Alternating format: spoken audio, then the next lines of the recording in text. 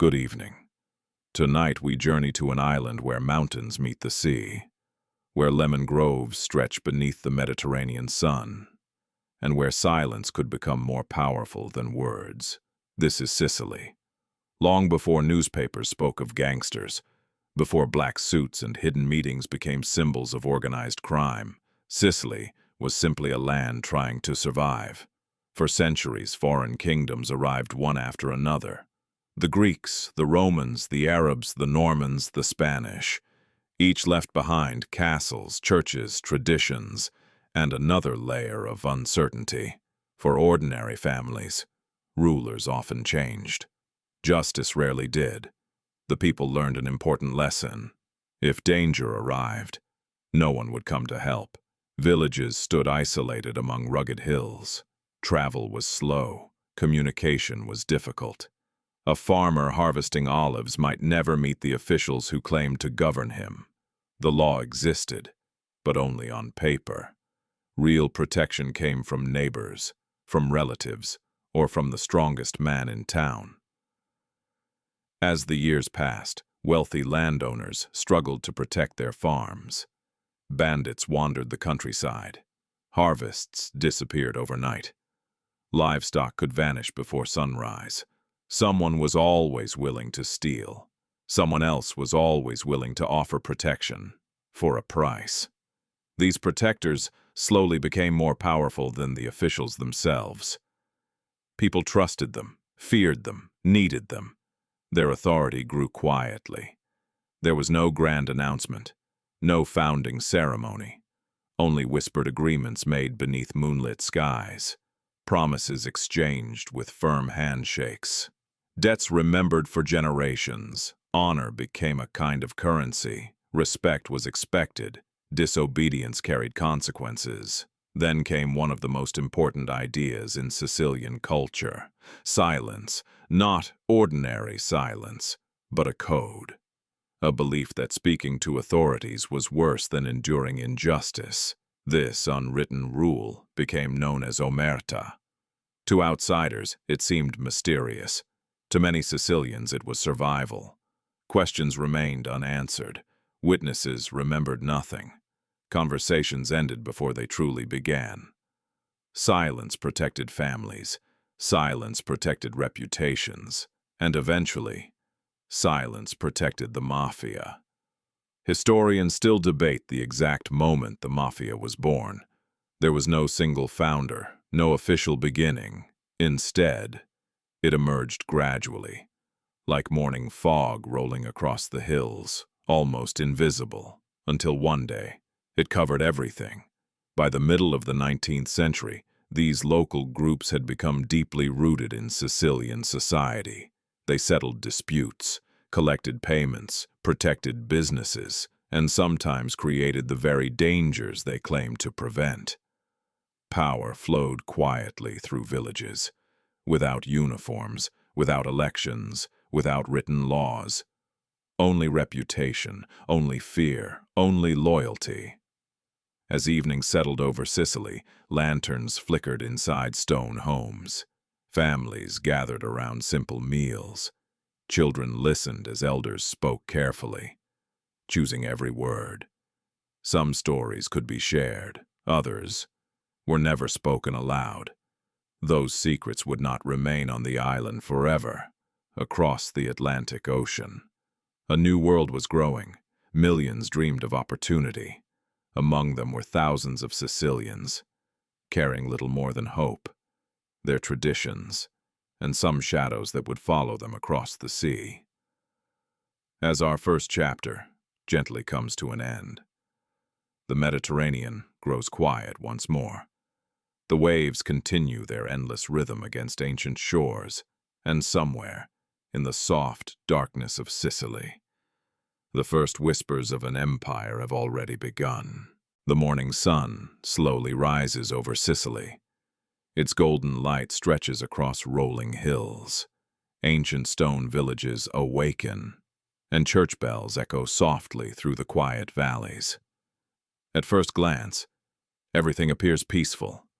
Farmers lead their mules into the fields. Women open wooden shutters to welcome the cool morning air. Children chase each other along narrow streets worn smooth by centuries of footsteps. Life moves slowly, almost timeless. Yet beneath this calm surface, another world is taking shape. It has no official name, no public leader, no written laws. Its strength lies in something far more difficult to defeat: trust, or perhaps fear. As Sicily entered the 19th century, much of the island remained divided between wealthy landowners and struggling peasants. Large estates stretched across the countryside. Many owners lived far away in comfortable cities, rarely setting foot on their own land. Someone had to watch over the farms, someone had to collect rent, someone had to protect the harvest from thieves. Into this empty space stepped men known as gabellati. Officially, they managed land on behalf of the owners. Unofficially, many built private networks of loyal guards. These armed men were called campieri. They carried rifles, they settled disputes, and little by little, they discovered something important. Power could be more valuable than the land itself. People soon realized that problems disappeared if the right man was paid. A stolen horse might suddenly return. A violent neighbor might become surprisingly polite. A debt could vanish without explanation. Justice was no longer something provided by the government. It became a service, one that could be bought. Families who offered this protection gained influence. Their names became respected, or feared, across entire villages.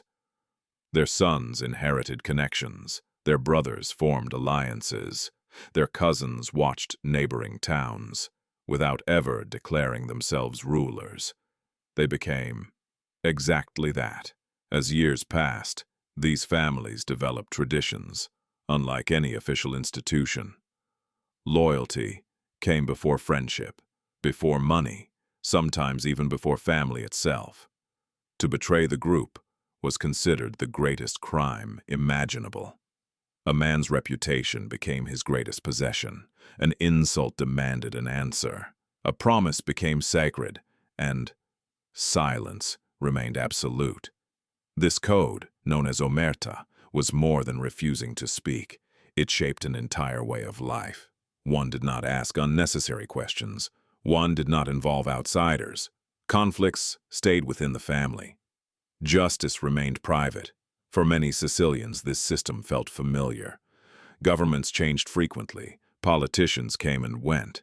But these local protectors stayed. They solved problems immediately, even if their solutions carried a heavy price. Historians continue to debate whether the early mafia saw themselves as criminals. Some believed they were defenders of their communities. Others saw profitable opportunities wherever fear existed. Perhaps they were both. As the decades passed, the organization slowly became more sophisticated. Messages traveled quietly between villages. Meetings were arranged after sunset. New members earned trust over many years. Nothing was written. Everything was remembered. A handshake, a glance, a single whispered sentence. That was enough. No newspapers reported these gatherings. No government records described them. To the outside world, very little seemed unusual. But beneath Sicily's peaceful landscape, invisible threads connected one village to another. Those threads would soon stretch far beyond the island itself. Across the Atlantic, steamships waited in crowded harbors. Thousands of Sicilians dreamed of escaping poverty. They packed modest belongings into wooden trunks. They kissed their families goodbye and looked toward a distant land called America. Few could imagine that hidden traditions born among Sicily's quiet hills were about to cross the ocean with them. The story of the Mafia was no longer destined to remain in Italy. Its next chapter would unfold in the streets of New York. The Mediterranean slowly fades into the distance. Its gentle waves disappear beneath a blanket of morning mist. Behind us, Sicily grows smaller with every passing hour. Ahead, an endless ocean stretches toward a future that no one aboard can truly imagine. The year is the late 19th century. Across Europe, millions dream of a better life. For many Sicilian families, that dream lies far beyond the horizon. America, a place spoken of in hopeful whispers, a land where work is said to be plentiful, where children might never know hunger, and where tomorrow could be kinder than yesterday. Steamships leave the ports of Palermo and Naples almost every week. Their decks are crowded. Wooden trunks are tied with rope. Blankets are folded neatly beside worn leather shoes. Entire families travel together, bringing little more than their faith, their language, and memories of the villages they have left behind. The journey is long. Days become weeks. Cabins are cramped. Fresh air is rare below deck. Children cry through the night. The sea is sometimes calm, sometimes unforgiving, yet hope carries them forward. At last, a distant shoreline appears. Soon, a towering statue rises from the morning fog. The Statue of Liberty for countless immigrants. It is the first promise that a new life may truly begin. Many arrive through Ellis Island. Doctors perform quick examinations. Officials ask simple questions. Names are written into long records. Some families pass without difficulty. Others wait anxiously, praying they will not be sent back. Eventually, most step onto American soil. Their first home is often New York City. More specifically, the crowded neighborhoods of Lower Manhattan. Small streets quickly fill with Italian voices. Fresh bread bakes in narrow shops. Laundry hangs between apartment buildings. Church bells sound familiar, even thousands of miles from Sicily. These neighborhoods become known as Little Italy. To outsiders, they appear lively and welcoming, but life is far from easy. Jobs are difficult to find. Wages are low. Many immigrants work long hours building roads, digging tunnels, or loading ships along the busy harbor. Entire families often share a single apartment. Money is carefully counted. Every coin matters. Most immigrants seek only honest work. They dream of peaceful lives. They raise children, open bakeries, repair shoes, sell fruit from wooden carts. But among the thousands crossing the Atlantic, a few carry something invisible. Old loyalties, old rivalries, old ways of solving problems. The traditions born in Sicily do not disappear at sea. They quietly settle into the streets of New York. At first, these groups remain small. They offer protection to local businesses. They help new arrivals find work. They settle disputes within the Italian community. Some even earn genuine respect. Others begin demanding payment. Protection slowly becomes obligation. Fear quietly replaces gratitude. American police know very little about these secret networks. Language creates barriers. Communities rarely speak with outsiders. And the ancient code of silence, Omertà, continues to protect those operating in the shadows. Meetings take place inside cafes after dark. Family names become increasingly important. Trust is earned slowly, broken almost never. No one yet imagines how powerful these organizations will become. For now, they remain hidden among ordinary neighborhoods. Just another face in the crowd. Just another shopkeeper. Just another businessman. But history is already moving toward a moment that will change everything. In only a few years, America will make an unexpected decision.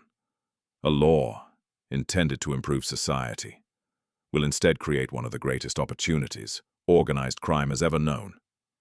That law will prohibit alcohol, and with it, the age of the Mafia will truly begin. As evening settles over New York, gas lamps flicker along quiet streets. Steam rises from the city below, somewhere beyond the noise. Invisible alliances are already forming. Patiently, silently, waiting for the perfect moment to emerge from the shadows. Tonight, our journey pauses here, but the city never truly sleeps, and neither do the men preparing to build an empire. The city awakens beneath a pale winter sky. Streetcars rattle across steel tracks. Newspapers land softly on front doorsteps. Factory whistles echo through the morning air. America is changing. Its cities are growing larger. Its factories are producing more than ever before. Millions believe the nation is entering a new and brighter age. Yet, many also believe that one habit is holding the country back: alcohol. Church leaders speak against it. Politicians promise reform. Families hope that banning liquor will reduce violence, poverty, and crime. After years of debate, the United States makes a remarkable decision. In January of 1920, the 18th Amendment takes effect. The manufacture, the transportation, and the sale of alcoholic drinks become illegal. This period becomes known simply as Prohibition. To many Americans, it seems like the beginning of a healthier future. But laws do not erase desire. Across the country, people still want a glass of wine after dinner, a bottle of whiskey during celebrations, or a quiet drink shared among friends. Demand remains. Only the supply disappears, and whenever something is desired, yet forbidden, someone will find a way to provide it. Hidden rooms begin appearing beneath ordinary buildings. Restaurants quietly serve drinks behind locked doors. Secret bar, known as speakeasies, open across New York, Chicago, Boston, and countless other cities. Customers enter through unmarked doors. Passwords are whispered. Curtains remain closed. Music fills the room. Laughter returns. Outside, the law waits patiently. Inside, business is thriving. For organized crime, this is more than opportunity. It is a fortune unlike anything they have imagined. The Mafia already possesses what others lack: trusted networks, loyal associates, hidden warehouses, experienced smugglers, and above all, the discipline to operate in secrecy. Ships arrive at night carrying illegal liquor. Trucks travel quiet country roads before sunrise. Barrels disappear into hidden cellars. Within hours, the bottles reach cities where eager customers gladly pay high prices. Money begins flowing faster than ever before. Stacks of cash fill safes. Luxury automobiles appear outside modest offices. Tailored suits replace worn working clothes. The Mafia is no longer surviving. It is becoming extraordinarily wealthy. Among the rising figures of this new era, one name soon captures the attention of America: Alphonse Capone, better known as Al Capone, born in Brooklyn to Italian immigrant parents. He possesses remarkable confidence, a sharp mind for business, and a willingness to use violence when necessary. After moving to Chicago, he quickly rises through the ranks of organized crime. While newspapers call him a gangster, Capone often describes himself differently. "I provide what people want." In many ways, he sees himself not as a criminal, but as a businessman serving an eager market. His organization earns millions each year. Illegal breweries operate day and night. Delivery routes stretch across entire states. Bribery becomes routine. Some officials accept envelopes filled with cash. Others choose not to look too closely. For ordinary citizens, the lines between law and crime begin to blur. The government bans alcohol, yet thousands continue drinking every evening. The Mafia grows richer, not despite prohibition, but because of it. Competition, however, brings conflict. Different gangs fight over valuable territory. Control of one neighborhood can mean enormous profits. Arguments become deadly. The streets of Chicago grow increasingly dangerous. Gunfire echoes through cold city mornings. Armored cars carry cash through narrow alleys. Fear quietly settles over entire districts. Then, On a February morning in 1929, one event shocks the nation. Inside a garage on North Clark Street, 7 men are lined against a brick wall. Moments later, machine guns roar. The attack becomes known as the St. Valentine's Day Massacre. Although many believe Capone's organization was responsible, the truth remains surrounded by mystery. No conviction ever proves his involvement, but his reputation grows larger than ever.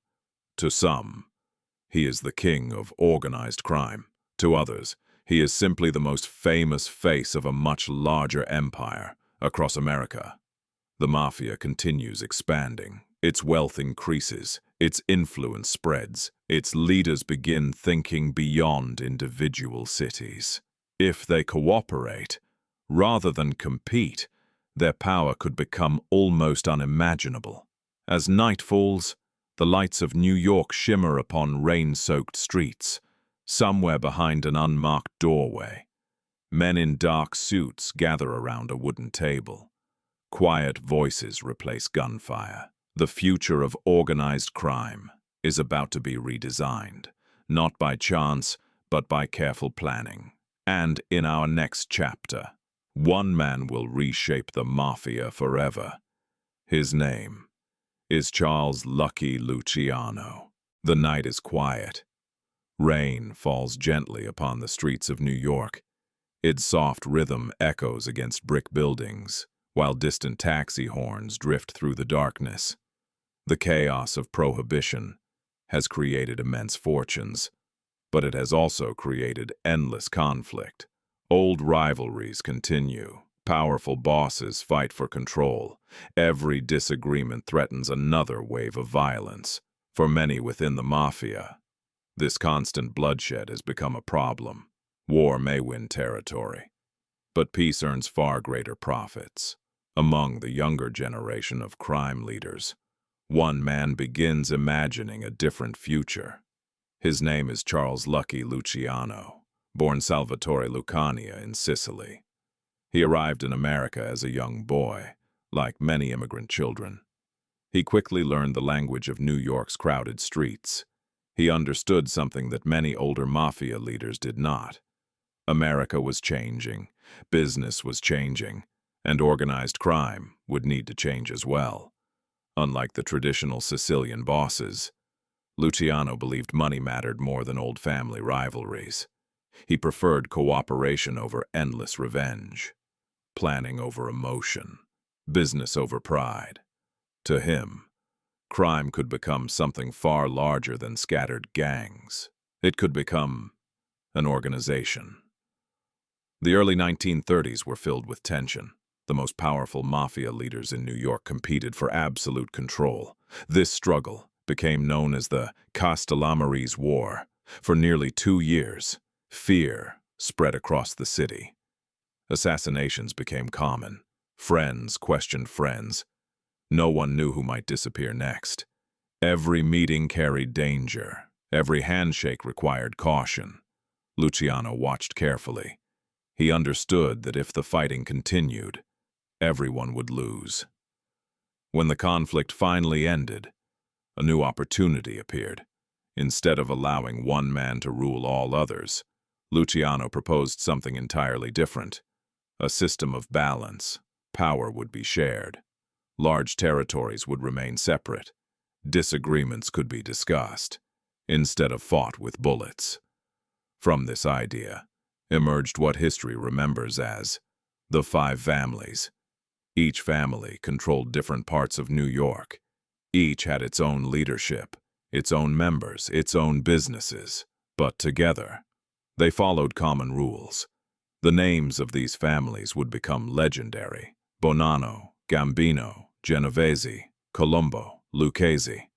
For decades, these names would quietly influence the life of one of the world's greatest cities. To prevent future war, Luciano helped establish another remarkable institution. It became known simply as the Commission.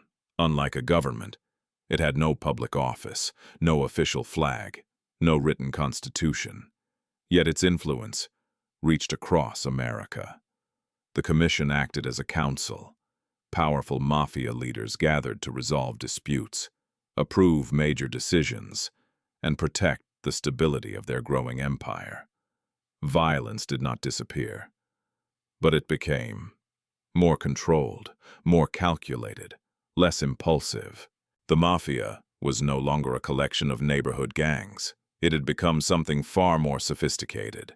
Its influence reached labor unions, shipping companies, construction projects, restaurants, nightclubs, and countless legitimate businesses.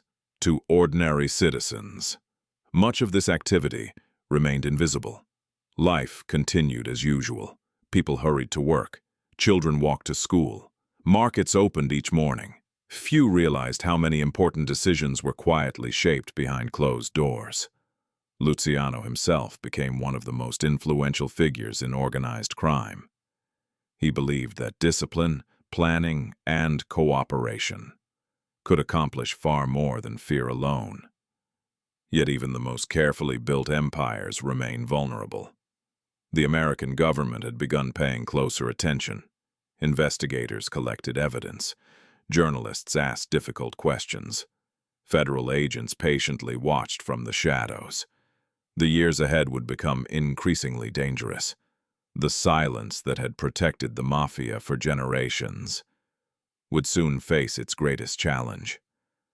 As midnight approaches, the lights of New York shimmer across the Hudson River.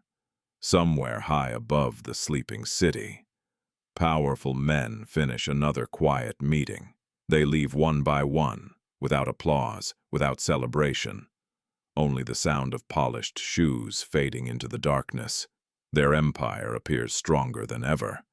But history has a way of reminding every empire, no matter how powerful, that nothing lasts forever. And in our next chapter, the hunters will finally begin closing in. The city never truly sleeps, even in the quiet hours before dawn. Lights still glow behind office windows. Freight trains rumble through the darkness. Ships drift silently into busy harbors, and somewhere, hidden behind respectable businesses, the mafia continues its work. For years, its leaders believed they had built something untouchable, a network protected by loyalty, strengthened by silence, and hidden behind countless ordinary faces. But, beyond the shadows, another force had begun to grow: the American government. At first, authorities struggled to understand organized crime. Local police often focused on individual crimes, a robbery, an assault, a single murder. Few realized these events were connected. Few understood that they were facing an organization, not merely isolated criminals.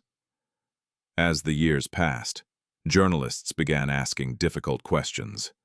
Newspapers published stories about secret meetings, illegal gambling, labor racketeering, and political corruption. The public became increasingly curious.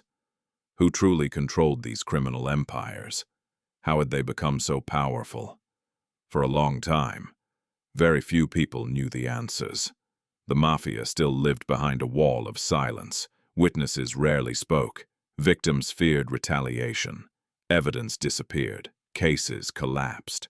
To many investigators, the organization seemed almost invisible.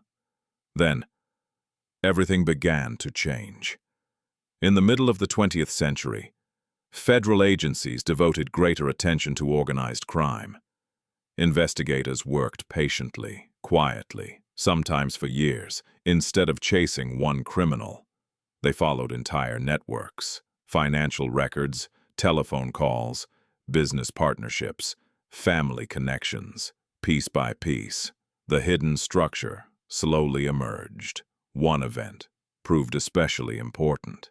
In 1957, police unexpectedly discovered a secret gathering in the small town of Appalachian, New York.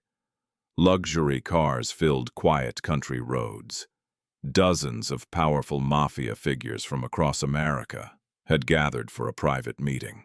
When police officers approached, many attendees fled into nearby fields and forests. The images shocked the nation. For years, some officials had doubted that a national mafia organization even existed. Now, the evidence stood before them.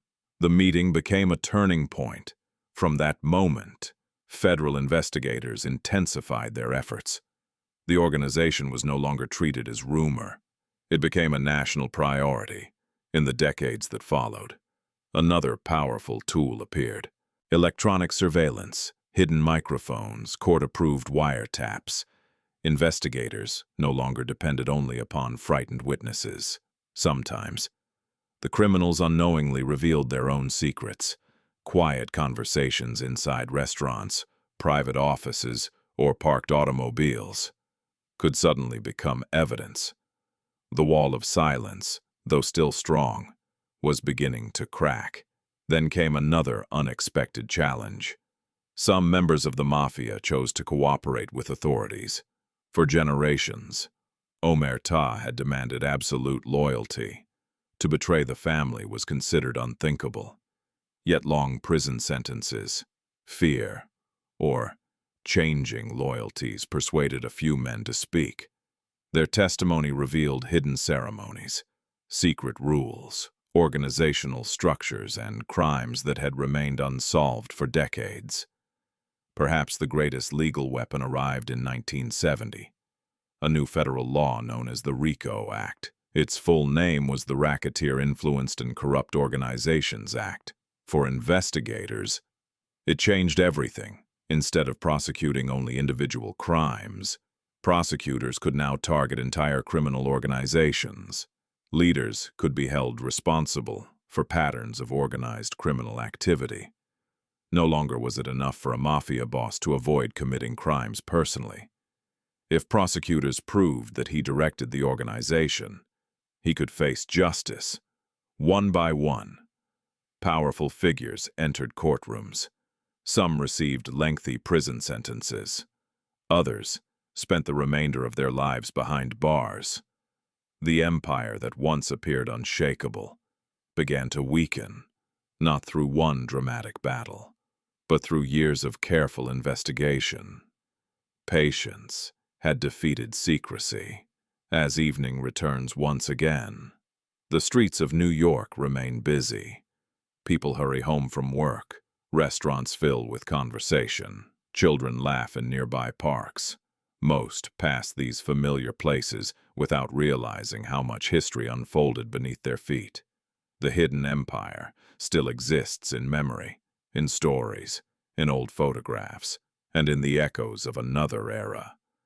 But its greatest days have quietly slipped into the past. In our final chapter, we will leave behind the battles, the fortunes, and the violence to reflect upon the lasting legacy of the Mafia and why its story continues to fascinate the world. Even today, the night has grown quiet once again. The streets that once echoed with hurried footsteps, secret meetings, and whispered promises now rest beneath the gentle glow of distant streetlights. Time has moved forward.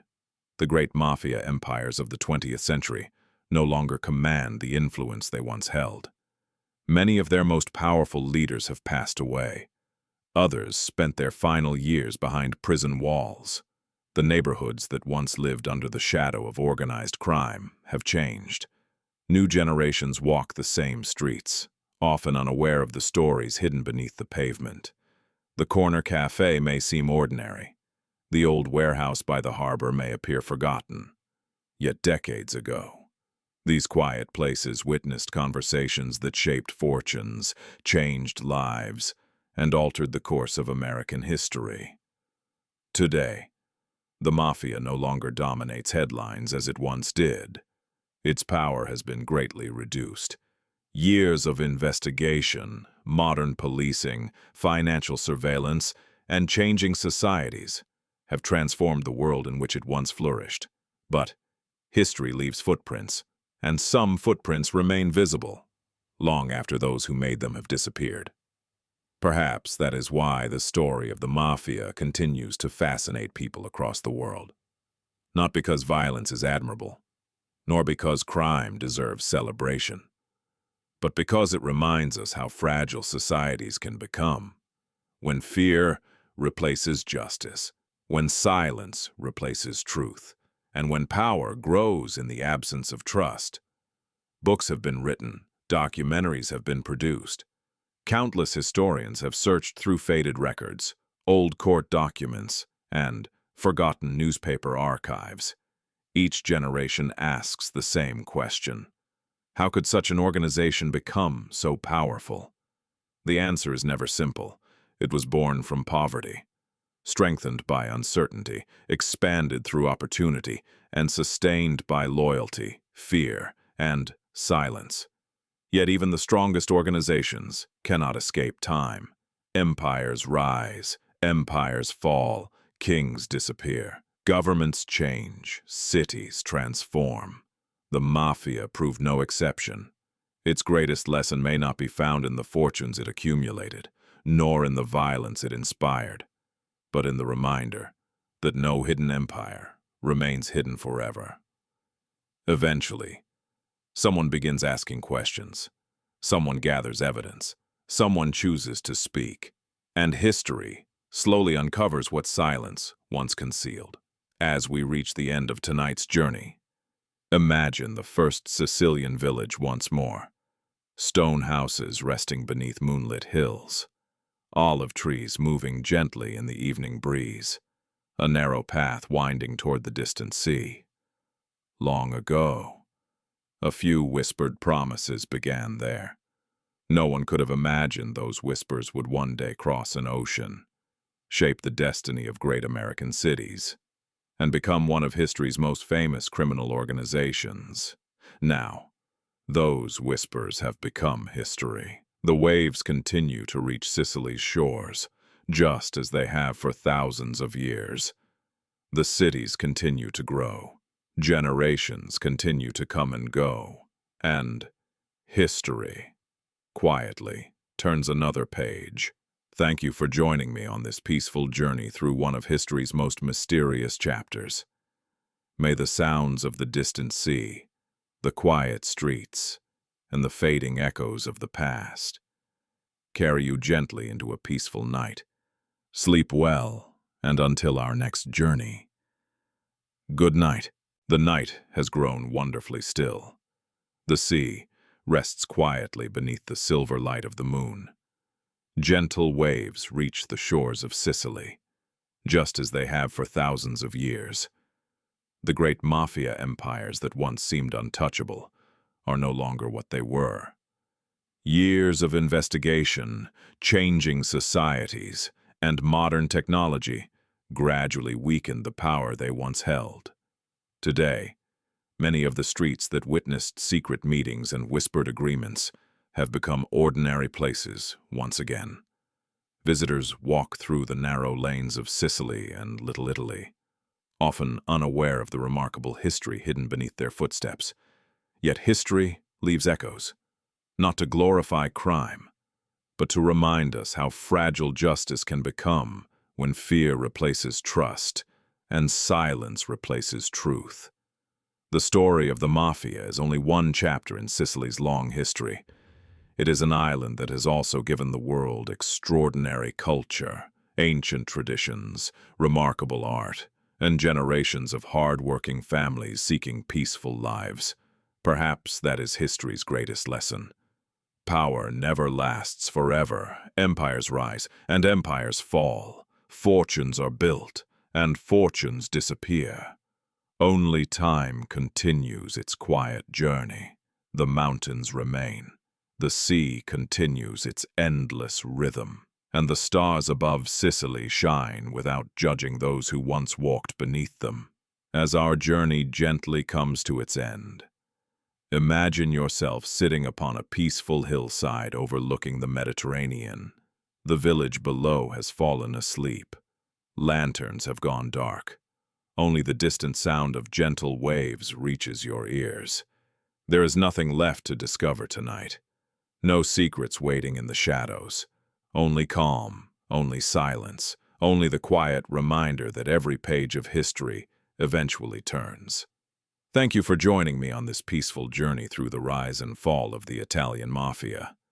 May your thoughts become lighter, your breathing slower, and your sleep as peaceful as the moonlit waters of Sicily. Until our next journey into history, good night and sleep peacefully.